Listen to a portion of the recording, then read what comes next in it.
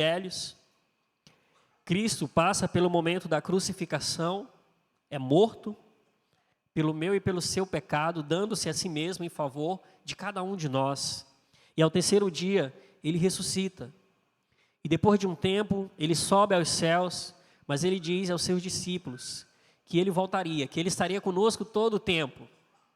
E que ele precisaria ir para que o Consolador fosse enviado, o Espírito Santo de Deus. E logo após a chegada desse Consolador, como é registrado ali no livro de Atos, capítulo 1, verso 8, os discípulos de Jesus passaram a pregar com intrepidez a palavra do Senhor, com muita firmeza a palavra do Senhor. Homens simples, pescadores e demais trabalhadores do seu povo, mas que foram grandiosamente usados pelo Senhor na pregação da palavra. Então, Atos dos Apóstolos, capítulo 2, a partir do verso 14, nós vamos ler até o 16, e em seguida nós vamos para o verso 37 até o 41. Nos diz assim a palavra do Senhor nosso Deus, Atos, capítulo 2, a partir do verso de número 14.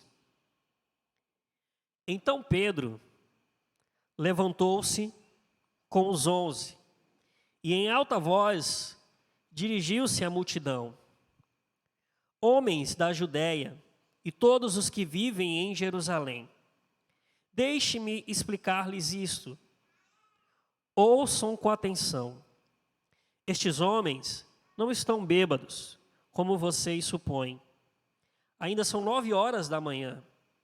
Ao contrário, isto é o que foi predito pelo profeta Joel. E aí do verso 17 em diante ele vai descrever tudo aquilo que foi predito pelo profeta Joel. Vamos agora para o verso de número 37, onde ele continua dizendo: quando ouviram isto, ficaram aflitos em seu coração e perguntaram a Pedro e aos outros apóstolos: irmãos, o que faremos? Pedro respondeu: arrependam-se e cada um de vocês sejam batizado em nome de Jesus Cristo para o perdão dos seus pecados e receberão o dom do Espírito Santo, pois a promessa é para vocês, para os seus filhos e para os que estão longe, para todos quantos o Senhor, o nosso Deus, chamar. Com muitas outras palavras, os advertia e insistia com eles: salvem-se desta geração corrompida. Os que aceitaram a mensagem foram batizados. E naquele dia houve um acréscimo de cerca de 3.000 pessoas. Aqui nós temos o relato do primeiro sermão pregado na instituição da Igreja do Senhor. E nós vimos aqui, através desse relato, quanto Deus é poderoso através da sua palavra. Palavra de Deus que tem o poder de transformar a minha e a sua vida. E se você ainda não foi transformado por essa palavra, permita que o Senhor fale ao seu coração nessa noite. Quando a palavra de Deus é pregada, quando a palavra de Deus ela é ensinada de maneira clara, de maneira que as pessoas venham a entender, ela gera em nós, ou ela deve gerar em nós algum incômodo. Porque nós vivemos no pecado. Mesmo nós, que na grande maioria dos que estão aqui, sendo já salvos, regenerados em Cristo Jesus, a palavra de Deus continua falando aos nossos corações, continua falando às nossas vidas. Ainda há algo que precisa ser trabalhado em nós, ainda há algo que precisa ser consertado em nossas vidas, aperfeiçoados, até que nos tornemos na plenitude de varão perfeito em Cristo Jesus, nos tornando mais parecidos com Ele. E é essa palavra que transforma a nossa vida. E é essa a mensagem do cristianismo, a palavra de Deus, a vida de Cristo sendo exemplificada em palavras, alcançando o coração do pecador. Para o bem ou para o mal, nós sabemos, queridos, que as redes sociais que nós utilizamos, todos nós praticamente utilizamos, agilizam e facilitam demais a nossa comunicação. Quando nós voltamos aí a alguns anos atrás, há não muitos anos atrás, a gente vê uma geração que vivia numa situação de comunicação um pouco mais dificultosa, vamos assim dizer, Eu já cheguei a um tempo de esperar uma ligação da minha mãe na antiga Telma. Quem aqui já fez uma ligação numa agência telefônica chamada Telma? Para tu ver, né? Olha que eu não sou muito velho, não. Mas assim, eu já cheguei a esperar a ligação da minha mãe de São Paulo, na Telma. Depois disso, passamos a usar fichas telefônicas. E aí veio aqueles cartão com 20, 30, 40 unidades para você falar. Orelhão, né? Telefonezinho lá de você discar os números em casa, né? O telefone. Às vezes a gente não tinha condição de comprar um telefone, tinha que esperar a ligação na casa de um vizinho, alguém que tinha mais condição, que podia emprestar um telefone para a gente receber uma ligação. Depois vieram os primeiros aparelhos celular, aqueles Nokia antigo, né? Pesadão, você colocava aqui no bolso, na lateral aqui, andava desfilando aí na cidade, era moda na época, né? E aí chegou a geração dos smartphones, que é o que nós temos hoje, com acesso à informação ilimitada a qualquer hora, numa velocidade tremenda, coisa que há um tempo atrás não seríamos capazes de imaginar, né? Mas as redes sociais hoje também fazem parte dessa nova era de comunicação. E eu não sei se você tem esse conhecimento, mas o formato de conteúdo mais compartilhado nas redes sociais são imagens.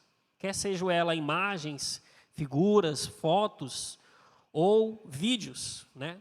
São compartilhamentos através de imagens. Além de fotos, as pessoas compartilham bastante imagens com mensagens.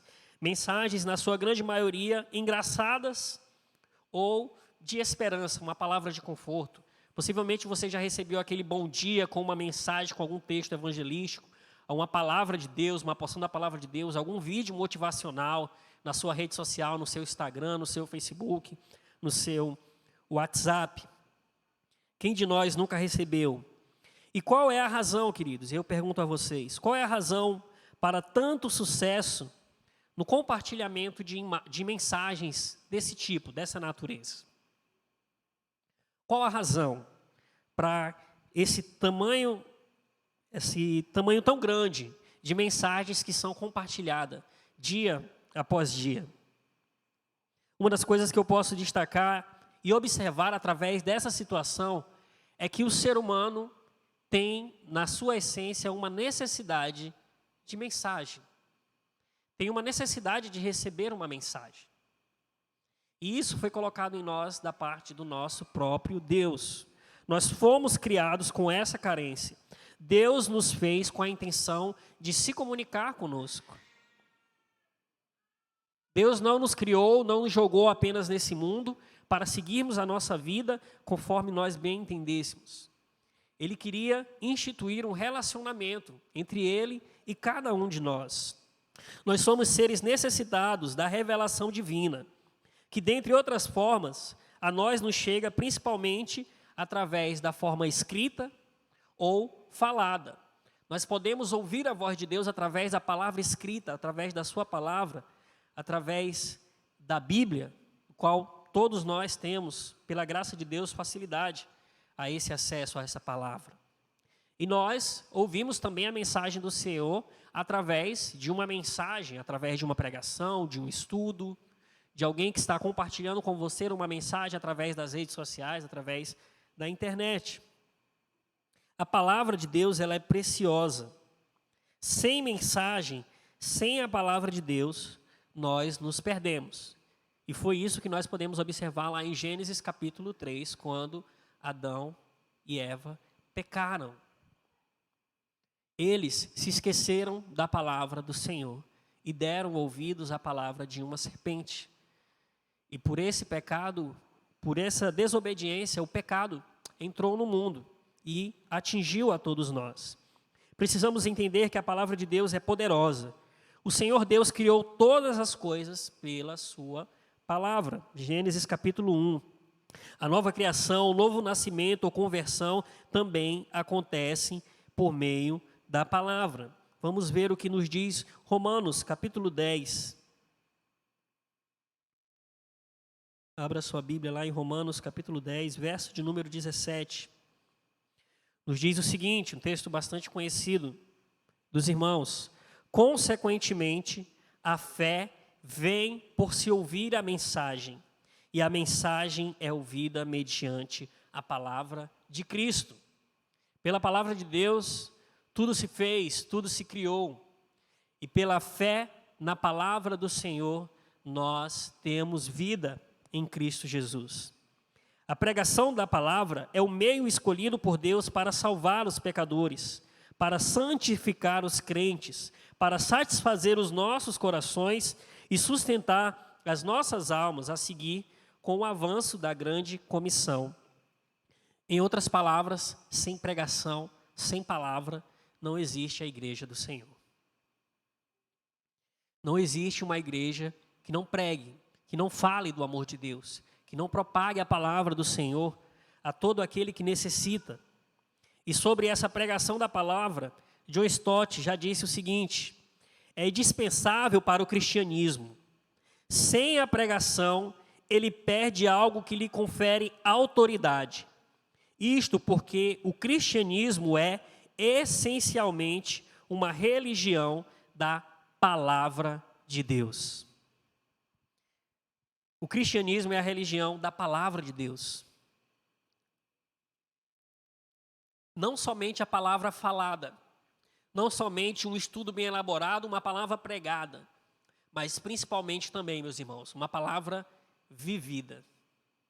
Porque se um pregador não vive a palavra de Deus, essa sua palavra não terá efeito nenhum na vida daquele que sabe que o pregador não vive a palavra de Deus. Então, acima de pregarmos a palavra, de prepararmos um bom sermão, de termos uma boa comunicação, de sermos comunicativos, de termos uma eloquência naquilo que estamos falando, precisamos primeiramente viver a palavra do Senhor. Porque não estamos dando um estudo numa faculdade, não estamos ensinando qualquer disciplina que você possa ensinar, estamos ensinando a palavra de Deus. E em primeiro lugar ela é ensinada com a minha e com a sua vida. J. Adams, teólogo, sabiamente também afirmou que se há uma ênfase no livro de Atos, ela está no poder da igreja em pregar e em quem este poder veio do enchimento do Espírito Santo. Não há outra maneira de explicar o rápido crescimento da igreja. A igreja cresce mediante a pregação e a propagação da sua palavra. Nós vemos nos relatos de Atos que quando a palavra de Deus era pregada, o Senhor ia acrescentando aqueles que iam sendo salvos. Só nessa primeira mensagem de Pedro, um pescador que pregava e Deus através dele falava a pessoas de diversos países diferentes, cada um ouvindo na sua língua, pelo poder do Espírito Santo de Deus, concedido a Pedro naquele momento. E muitas pessoas foram convertidas pelo poder que existe na palavra do Senhor nosso Deus. Portanto, queridos, nós não devemos inventar. Não devemos substituir a pregação da palavra de Deus por qualquer outra coisa que esteja na moda. A gente observa que existem muitas igrejas aí inovando, investindo em muitas outros tipos de atrações para atrair pessoas, para atrair jovens, adultos, senhoras, crianças para a igreja. Mas nós não podemos deixar de pregar a palavra de Deus. Nós não podemos permitir que essas coisas substituam o lugar da palavra de Deus no culto ao Senhor. Jesus, o cabeça da igreja, o autor da grande comissão, disse assim, em Marcos capítulo 16, do verso 15 e 16: Vão pelo mundo todo e preguem o evangelho a todas as pessoas. Quem crer e for batizado será salvo, mas quem não crer será condenado. Então, a forma de se levar o evangelho conforme a prescrição aqui de Cristo Jesus é através da pregação, é através do compartilhamento da palavra do Senhor. A gente vê o relato também lá de Filipe, com aquele eunuco, que lia a palavra de Deus, mas não entendia. E Filipe chega para ele e diz: você entende o que você está lendo? Como entenderei, respondeu ele, se ninguém me explicar. E Filipe passou a ensinar ali o evangelho, ensinar a palavra de Deus, ensinar a respeito daquilo que o profeta estava falando, da vinda do Messias, da vinda de Cristo Jesus. E ao ter aquele claro entendimento da palavra do Senhor, aquele eunuco pediu logo para que fosse batizado em Cristo Jesus. É esse o poder transformador da palavra de Deus que acontece em nós. A pregação é o método de Jesus Cristo. Em Lucas 24, versos 46 e 47, nos diz o seguinte: E lhes disse: Está escrito que o Cristo haveria de sofrer e ressuscitar dos mortos no terceiro dia, em que em seu nome seriam pregado arrependimento para o perdão dos pecados a todas as nações, começando por Jerusalém. O reverendo Arival Dias Casimiro fez uma seguinte colocação: a palavra de Deus é a semente do reino, como diz lá em Lucas 8:11. É ela que gera a vida ou o novo nascimento. E o que devemos fazer é pregar a palavra. Fique certo de que Deus não abençoará a plantação e revitalização de igreja se não for por meio da pregação fiel das Escrituras. Como sabemos o que Deus tem para nós? Como sabemos o que devemos pregar? Como sabemos o que devemos falar para as pessoas? Precisamos conhecer a palavra de Deus. Precisamos ter um relacionamento com Deus, meditar na palavra de Deus, conhecer a palavra de Deus. Às vezes a gente pensa assim, eu faço parte de uma família onde ninguém é cristão, só eu sou cristão, e eu não sei como, eu não sei o que dizer. Eles me conhecem, eles sabem do meu passado, eles sabem os meus pecados. E um dos lugares mais difíceis, meus irmãos, que nós temos de pregar é no nosso lar, realmente. Principalmente quando nós chegamos numa fase de jovem ou adulto e tivemos assim a nossa conversão. E a nossa família não é cristã. Isso se torna um desafio grandioso para nós. Mas como eu falei inicialmente, a primeira transformação, a primeira palavra que essa pessoa, que esse familiar nosso vai ver, é a nossa vida, é o nosso proceder. Como está o nosso proceder? Será que de fato nós temos dado testemunho de pessoas que realmente dizem professar a fé cristã, dizem que são discípulos de Jesus, que querem se tornar cada dia mais parecidos com Cristo Jesus? Precisamos avaliar a nossa vida. Essa é a primeira mensagem que nós passamos para alguém. Já acontece de a gente ouvir vários relatos de inúmeras situações onde as pessoas não precisam nem sequer falar. Apenas ao você observar o proceder daquela pessoa, você já diz, aquela pessoa ali só pode ser crente. Só pode ser uma discípula, só pode ser um discípulo de Jesus. Mas também nós temos a oportunidade e o acesso à palavra do Senhor. Então, não somente com a nossa vida, mas em primeiro lugar com a nossa vida, mas também nós podemos compartilhar e devemos compartilhar da palavra do Senhor. Daquilo que um dia transformou a minha e a sua vida. Nós precisamos compartilhar desse grandioso amor com as pessoas. Essa era a pregação registrada ali em Atos dos Apóstolos.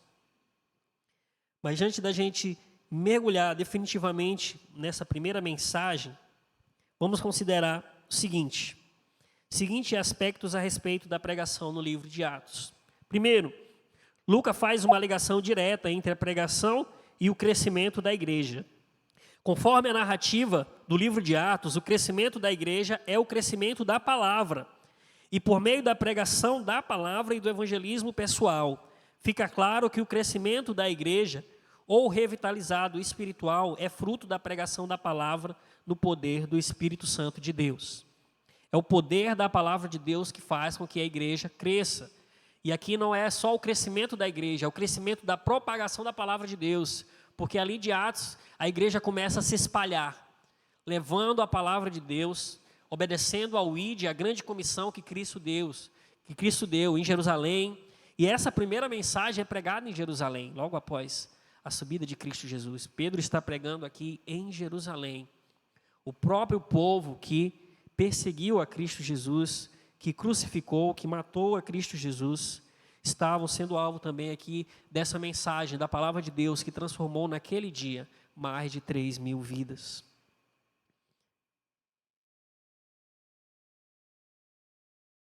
E Lucas também enfatiza aqui em Atos, a pregação é o meio escolhido por Deus para a edificação da igreja. Ele utiliza no livro muitos verbos da língua grega para descrever a pregação, você vai ver isso em toda a narrativa do livro de Atos. Ele utiliza o verbo falar 24 vezes, dizer ou contar 16 vezes, anunciar as boas novas pelo menos 15 vezes, ensinar, instruir 15 vezes, proclamar publicamente 10 vezes, debater, discutir 8 vezes, proclamar 7 vezes, encorajar, exortar pelo menos 6 vezes, entre outros verbos que Lucas, o autor da carta do livro de Atos, relata. E Lucas também oferece um importante testemunho para nos ajudar a discernir a essência da mensagem do cristianismo. Porque ele nos oferece relato de várias das primeiras pregações sobre Jesus. Aqui nós temos o que nós chamamos de livro histórico do Novo Testamento. Vários relatos de como a igreja cresceu e se desenvolveu no início da igreja primitiva. São 42 os testemunhos do Evangelho, 5 sermões de Pedro, 4 sermões de Paulo, 1 sermão de Estevão, 30 resumos de pregações e mais 2 comissionamentos dados por Cristo Jesus. E isso é bom, meus irmãos. Isso é bom porque nós vemos a mensagem de Deus crescendo, a mensagem de Deus sendo propagada, a mensagem de Deus avançando por todo o mundo. Essa é a mensagem do cristianismo.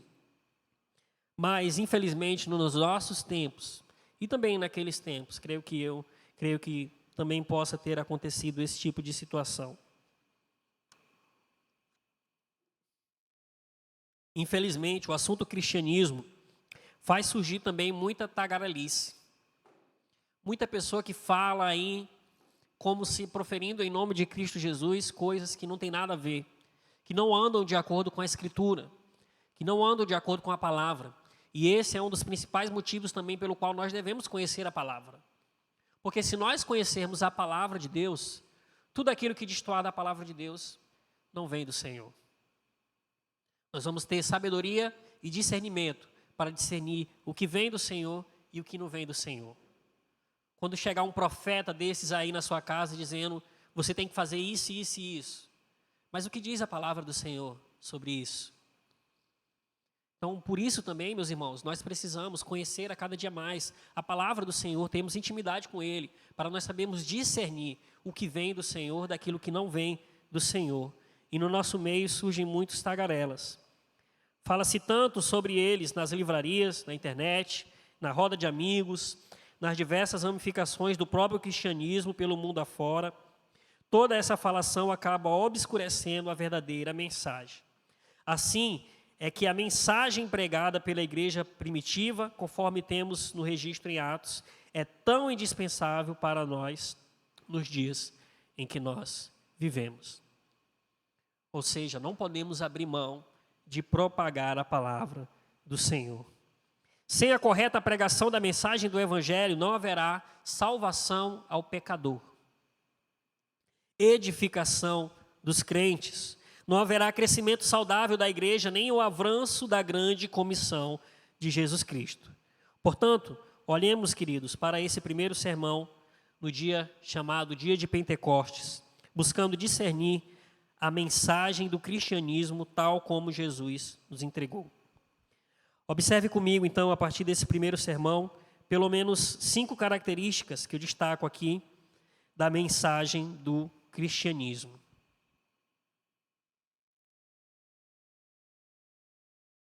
E a primeira delas é que a mensagem do cristianismo responde à confusão espiritual das pessoas. Ela traz respostas verdadeiras a todo e qualquer tipo de confusão espiritual que você possa ter. No nosso meio nós encontramos inúmeras pessoas que já passaram por diversas igrejas, estão com a mente bagunçada, estão com a mente confusa, porque não sabem em que acreditar, não sabem em que creem. São pessoas que são levadas por inúmeros ventos de doutrina. Mas a gente precisa conhecer a mensagem do cristianismo verdadeiro, porque ela vai dar a resposta a essa confusão que nós podemos estar fazendo na nossa cabeça. A primeira pregação nasceu em um contexto de confusão espiritual. A mensagem veio para responder e esclarecer a ignorância espiritual das pessoas presentes na festa de Pentecoste. Veja, os primeiros discípulos estavam reunidos em Jerusalém. Era a festa de Pentecoste, havia pessoas de diversas nacionalidades participando da celebração. Então, conforme prometido pelo Senhor Jesus Cristo aos apóstolos, veio sobre eles o Espírito Santo e o resultado foi impactante. No verso 11 do capítulo 2 nos diz o seguinte: Nós os ouvimos declarar as maravilhas de Deus em nossa própria língua. Atônitos e perplexos, todos perguntavam uns aos outros: o que isso significa? Alguns, todavia, zombavam deles e diziam: eles beberam vinho demais. Supostamente estavam em uma festa, onde haviam ali homens e mulheres. Mas, naquele momento, houve a manifestação do poder do Senhor, declarando-lhes em sua própria língua as maravilhas de Deus. Que coisa preciosa! Você poder falar e cada um, de cada nacionalidade diferente, poder ouvir a mensagem do Senhor em sua própria língua. Uma palavra sendo pegada por um homem inculto, um pescador, um simples pescador, mas que foi grandemente usado pelo Senhor nesse momento. No verso 14 vai dizer: então Pedro levantou-se com os 11 e em alta voz dirigiu-se à multidão: homens da Judéia e todos que vivem em Jerusalém, deixe-me explicar-lhe isto. Ouçam com atenção, estes homens não estão bêbados, como vocês supõem. Ainda são 9 horas da manhã. Ao contrário, isto é o que foi predito pelo profeta Joel. Nota-se aqui que Pedro, apesar de ser um homem de um temperamento muito forte, muito agressivo, nesse momento aqui, com muita calma e com muita paciência, explicou ao povo a palavra do Senhor. Nota-se que ele não se ataca aqui às pessoas com ira. Ele está pregando com doçura, com suavidade nas suas palavras. A mensagem do cristianismo responde à confusão espiritual de cada um de nós, e ela deve jorrar no meio da confusão, mesmo que o ambiente seja hostil, para esclarecer e para redimir. Muitas das vezes nós nos exaltamos quando discutimos sobre determinadas coisas. Falamos coisas que não devemos sem pensar, pelo impulso. Mas nós sabemos que a gente precisa, naquele momento, depois de toda aquela situação, nos acalmar, refletir sobre os nossos atos. Todo o nosso momento de impulso gera depois de nós um momento de reflexão, gera um momento de avaliação. Você começa a pensar em tudo aquilo que você disse, você começa a refletir em tudo aquilo que você disse, e ver de fato, começa a observar de fato o que é o certo, o que é o errado, quem tinha e quem não tinha a razão. E somente nesse ambiente de calmaria que as coisas vão começar a se resolver. É que as coisas vão começar a se resolver. A partir do verso 37 nos diz: quando ouviram isso, ficaram aflitos em seu coração e perguntaram a Pedro e aos outros apóstolos: irmãos, o que faremos? E Pedro respondeu: arrependam-se e cada um de vocês seja batizado em nome de Jesus Cristo para o perdão dos seus pecados. E receberão o dom do Espírito Santo, pois a promessa é para vocês, para os seus filhos e para todos os que estão longe, para todos quantos o Senhor, o nosso Deus, chamar. Com muitas outras palavras, os advertia, e eles insistia com eles: salvem-se desta geração corrompida. E aceitaram a mensagem. Os que aceitaram a mensagem foram batizados. E houve naquele dia um acréscimo de cerca de 3.000 pessoas. Então, o primeiro ponto importante que nós destacamos aqui é que a mensagem de Deus, a palavra de Deus, ela esclarece as nossas dúvidas. Ela tira de nós toda e qualquer confusão que possa existir à nossa mente a respeito do verdadeiro evangelho. Por isso, nós devemos pregar para o esclarecimento da palavra de Deus, para a remissão dos pecados. Não devemos pregar para acusar. Não devemos pregar para nos vingar de alguém que nos fez mal, ou fazer prevalecer o nosso ponto de vista, mas devemos pregar para que a palavra de Deus possa ser esclarecida e ela encontre lugar no meu e no seu coração. Tal é o Espírito de Deus. O segundo ponto é que a mensagem do cristianismo, ela fundamenta-se nas Escrituras Sagradas, na palavra de Deus, na Bíblia. Então, vendo explicar isso, nós observamos Pedro citando o texto de Joel, texto de profetas, fazendo referências a Escrituras. Ele cita, nessa narrativa de Atos, Joel capítulo 2, de 28 a 32. Cita também o Salmo 16, de 8 a 11. E cita também o Salmo 110, verso 1. Pedro não pregou qualquer palavra. Ele não foi simplesmente usado pelo Senhor através do Espírito Santo, mas ele tinha o conhecimento das Escrituras. E ele citou as Escrituras. E toda vez que você vai ouvir uma mensagem de alguém que se diz homem de Deus, que é alguém que se diz uma mulher de Deus, observe se o que essa pessoa está pregando, está proferindo, está de acordo com as Escrituras. Como é que nós saberemos isso? Se nós meditarmos na palavra do Senhor, se nós conhecermos. Não dá para conhecer se alguém está falando de Deus ou não, se nós não conhecemos as Escrituras. Então, em primeiro lugar, devemos conhecer para que nós possamos ter a condição e a capacidade de discernir. Entre as suas citações, Pedro, como todo bom pregador, faz os seus comentários e suas aplicações, sempre, porém, levando em conta o contexto adequado, sem fazer qualquer prejuízo às intenções originais dos autores do Antigo Testamento por eles citados. A gente sabe que a palavra de Deus ela pode ser interpretada de muitas formas, e muitas pessoas têm interpretado a palavra de Deus de forma errada. Por isso, nós precisamos meditar na palavra de Deus, estudar a palavra de Deus, para que nós tenhamos condições de explicar o que de fato aquela palavra está dizendo. Você não pode sair por aí e dizer, a palavra de Deus diz, tudo posso naquele que me fortalece. Então, eu sou imbatível, ninguém pode ir comigo, eu posso fazer todas as coisas. Porque na palavra de Deus diz, tudo posso naquele que me fortalece. Mas se você olhar o contexto desse texto e de muitos outros textos da palavra de Deus, você vai compreender e entender que não é exatamente dessa condição que o texto está falando.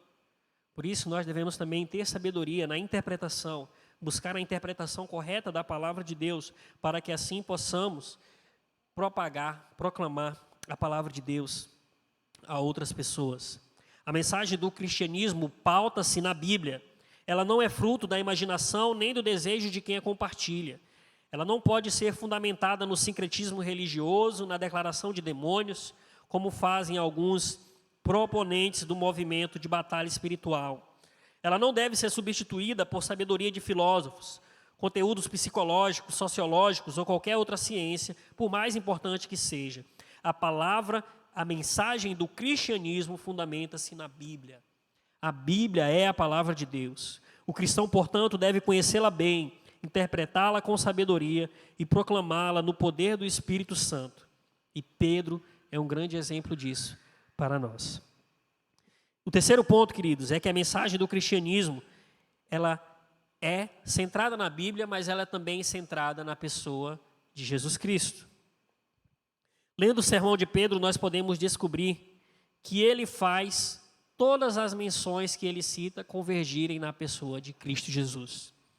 A pregação da palavra de Deus, ela precisa estar firmada em Cristo Jesus. É isso que nós estamos pregando.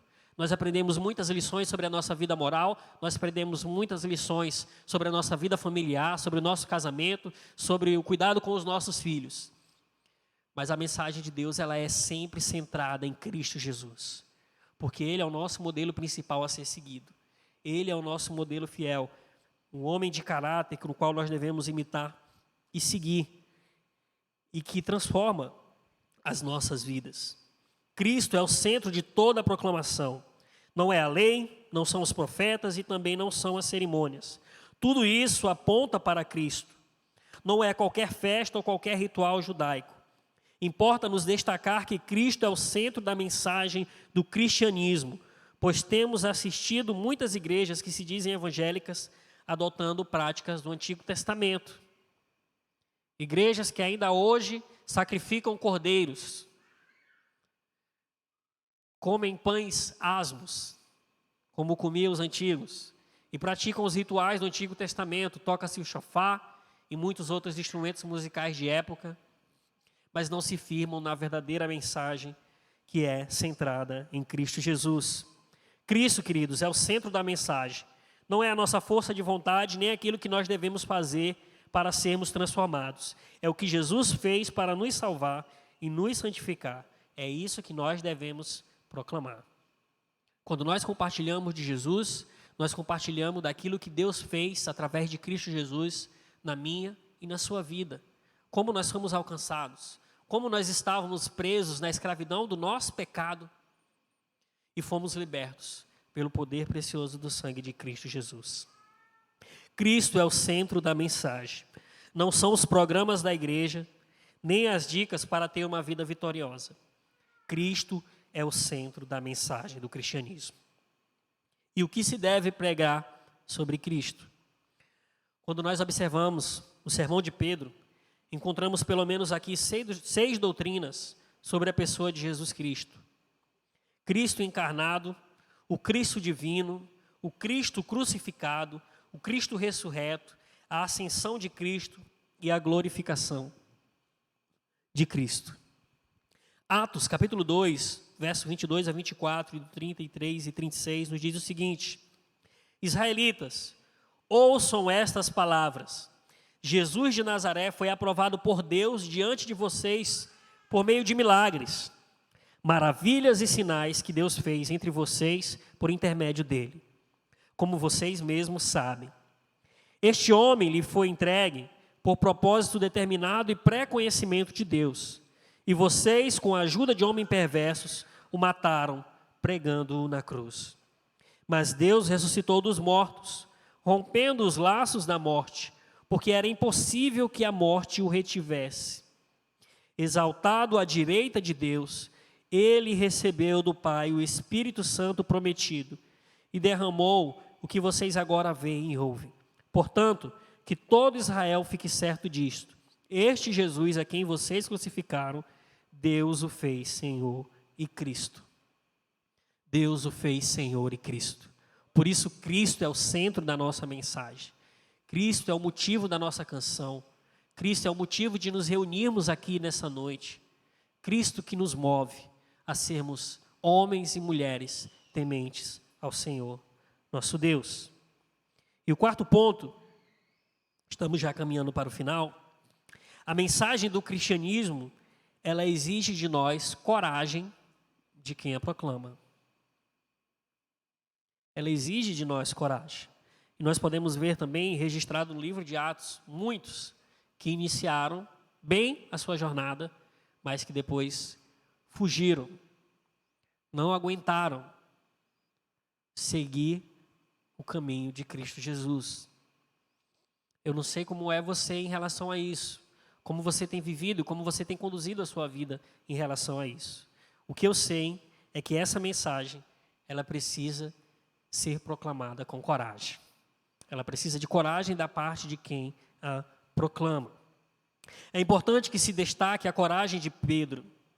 Ele pregou em Jerusalém, cidade onde Jesus havia sido crucificado, à sombra do templo, o ambiente daqueles que planejaram e crucificaram Cristo. E diante de pessoas que zombavam e escarneciam. Essas pessoas normalmente não costumam ser delicadas e nem gentis. Mas nada disso intimidou, foi capaz de intimidar o apóstolo Pedro a pregar a palavra do Senhor. Em meio ao caos, em meio às trevas, é que nós devemos brilhar como luz de Cristo Jesus. É que nós devemos proclamar com muita coragem a mensagem do Senhor. Por isso, a mensagem do cristianismo exige coragem de quem a proclama. Não importa o lugar, não importa a hora, o ambiente ou a quem, Cristo deve ser proclamado por cada um de nós cristãos com corajosa atitude. E o quinto e último ponto do nosso estudo nessa noite. A mensagem do cristianismo, ela é coerente para mentes honestas. Ela é coerente para mentes sinceras, para pessoas que realmente têm uma coerência na sua vida. Atos 2, 22 a 24, mais uma vez lemos. Israelitas, ouçam estas palavras. Jesus de Nazaré foi aprovado por Deus diante de vocês por meio de milagres, maravilhas e sinais que Deus fez entre vocês por intermédio dele. Como vocês mesmos sabem, este homem lhe foi entregue por propósito determinado e pré-conhecimento de Deus. E vocês, com a ajuda de homens perversos, o mataram pregando-o na cruz. Mas Deus ressuscitou dos mortos, rompendo os laços da morte, porque era impossível que a morte o retivesse.